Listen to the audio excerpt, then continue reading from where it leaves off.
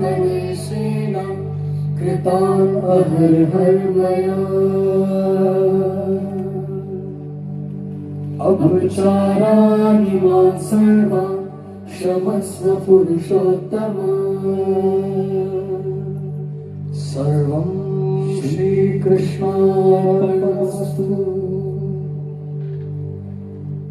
सर्वप्रथम सगळ्यांना नमस्कार। आणि आजचा हा कार्यक्रम म्हणजे सिद्धी, आमचा सिद्धी द डिवाइन बँड नावाचा हा आम्ही नवीन कार्यक्रम सुरू केलेला आहे, ज्याच्या माध्यमातून एकच अशी इच्छा आहे, एकच अपेक्षा आहे की कुठेतरी जी आमची पिढी जी भटकत चाललेली आहे, जेनझी जी आहे, त्यांना कुठेतरी एक अध्यात्म किंवा एक शांतीच्या मार्गावर पुन्हा त्यांना आणता येईल, याचा हा छोटासा प्रयत्न आहे। फार काही नाही, म्हणजे अगदी परवा पुण्यातली घटना बघायची गेली तर 2 मुलं वडापाव खात होते, त्यांचा एकमेकांना पाय लागला। आता आपली संस्कृती काय सांगते, पाय लागला तर आपण पटकन पाय पडतो।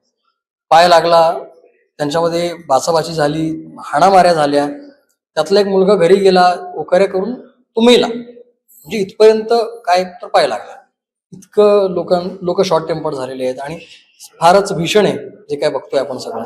सर या सगळ्या याच्यामध्ये कुठेतरी एक सबको सन्मार्ग पे लाने को हा एक छोटासा प्रयत्न आहे, जो आम्ही सिद्धी द डिवाइन बँडच्या माध्यमातून करतोय। मुळात पाश्चिमात्य वाद्यांची गरज लागत नाही हो। तुम्हाला ते माहित पाहिजे की तो साऊंड कसा आहे नेमका। म्हणजे आपण जर उदाहरणार्थ ढोल ताशे पाहिलं तर ते ज्यांनी कुणी त्याची डिझायनिंग केली ती इतकी उत्कृष्ट केली की 100 ढोल जरी असले तरी 4 तासात ते भागतं। संबळ असे तुम्ही कितीही लांब जा, तुम्हाला तो नाद, तो ऐकू येत असतो तुम्हाला तो। तसंच प्रत्येक प्रांतातले ती जी वाद्य आहेत ना, ती तुम्हाला जर करेक्ट कळलं ना, त्यातला तो तुम्ही भाव समजला ना त्यातला भक्तीतला किंवा त्या वाद्यातला, तर नाही गरज लागत तो पाश्चिमात्य वाद्यांची। ते भरतं आणि ते खूप अजून खुलून येतं। जे आपण जे पॅड वगैरे लावतो त्याचा एक खूप काय म्हणतात दाबलेला साऊंड, कृत्रिम साऊंड आहे त्याचा। ऑन दी अदर हँड जर तुम्ही खरं वाजवता तर त्याची एक एनर्जी येईल आणि तीच आम्हाला कुठेतरी लोकांपर्यंत पोहोचवायची। म्हणून आम्ही सगळीच आमची जी वाद्य आहेत ती जेवढी आम्हाला ट्रेडिशनल ठेवता आली तेवढी आम्ही ठेवली आहेत। नमस्कार, माझं नाव मिथिला माळी आहे, मी गायक आहे आणि आमचा जो आता सिद्धी डिवाइनचा शो आहे भजन जॅमिंग, त्याची मी लीड सिंगर आहे।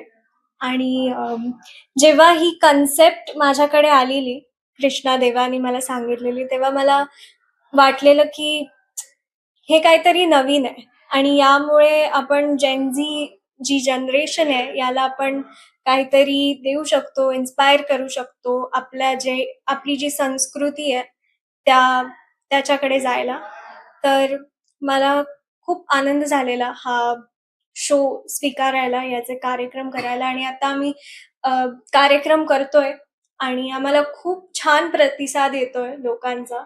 आमच्या शोज मध्ये ऑलमोस्ट हाऊसफुल शोज असतात आणि सगळे नाचतात, भजनवर नाचतात।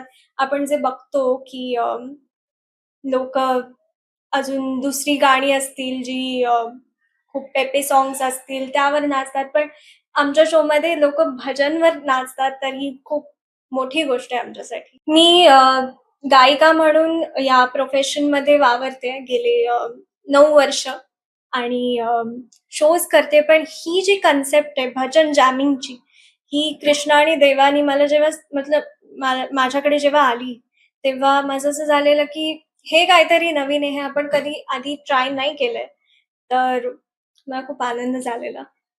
अप्रतिम कार्यक्रम। आत्ताच्या पिढीने यांचे संस्कार ह्यांच्याकडनं, या मुलांकडनं घ्यावे असं माझं स्पष्ट मत आहे। कारण इतकं सुंदर सादरीकरण केलंय, नुसतं सादरीकरण, त्याच्यात एक लयबद्धता आहे, शिस्त आहे, ही आजच्या मुलांनी शिकण्याची गरज आहे।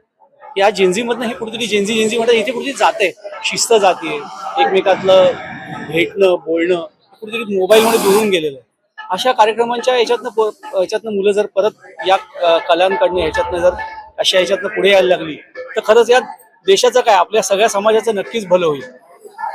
अशी जर मुलं या समाजात आपल्याकडे जर आदर्श म्हणून असतील तर आपला समाज नक्कीच पुढे येणार, या समाजाचं नक्कीच चांगलं होणार। मोबाईल सोडा आणि एकत्र या, बोला, ते जास्त गरजेचं आहे. कारण आत्ताची पिढी सध्याची बघितलीत तर मोबाईलमुळे आणि मोबाईलवरनं जे काही ज्ञान मिळतंय ते चुकीच्या पद्धतीनं घेतलं जातंय. खरं त्याच्या मागचा जो काही गाभा आहे किंवा मूळ आहे ते कोणीच बघत नाहीये. वरवरच्या न्यूजकडेच लोकांच्या सगळ्यांच्या नजरा आहेत. मुलांचंही तेच चाललंय. तर कुठेतरी एकत्र येणं, भेटणं, बोलणं, गप्पा मारणं हे गरजेचं आहे. ते करा. या कार्यक्रमाला येऊन मला मुळात म्हणजे ज्या मनोरंजनासाठी मी आलो त्या सिद्धी ब्रँडनी इतकं जबरदस्त परफॉर्मन्स दाखवलेला आहे आणि विशेष करून भक्ती मार्गातल्या भक्तिगीतांचा जो मागोवा तो सांगितला गेला या कार्यक्रमाच्या माध्यमातून तो अप्रतिम होता. कार्यक्रम सुरेख होता आणि जेनजी आपण म्हणतो जे त्यांचे प्रश्न अनेक असतात कारण त्यांना भविष्यात बरंच काही करायचं असतं म्हणजे आपल्या करिअरच्या बाबतीतही करायचं असतं. पण इथे चांगला एक मेळ साधला आहे. भक्ती मार्ग आणि करिअर या दोन्हींचा एक चांगला एकमेकात हात गुंफून जातात असा एक फील आला आणि मला असं वाटतं की मला वाटतं ह्या सिद्धी बँडचं हे यश आहे आणि अप्रतिम कार्यक्रम आणि सगळी मुलं म्हणजे प्रस्थापींच्या चपराक मारतील एवढं अप्रतिम यांनी काम केलेलं आहे त्यांच्या परफॉर्मन्स मधून. मला असं वाटतं की ना प्रत्येक वेळेला फळ तेच असतं, पदार्थ तोच असतो, पण वेगवेगळ्या पद्धतीचं रॅपर लावलं जातं आणि ते आपल्या समोर येतं.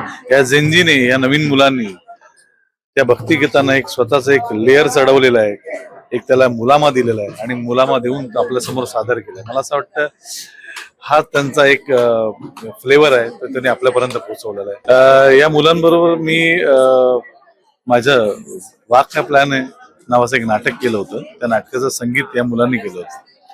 तेव्हापासून या मुलांच्या मी संपर्कात आहे. त्यांचं टॅलेंट, त्यांच्यातला स्पार्क मी जवळून पाहिलेलं आहे. त्यामुळे मला असं वाटतं यांचं भवितव्य उज्ज्वल आहे आणि या बँड मधून त्यांनी पुन्हा एकदा ते दाखवून दिलेलं आहे.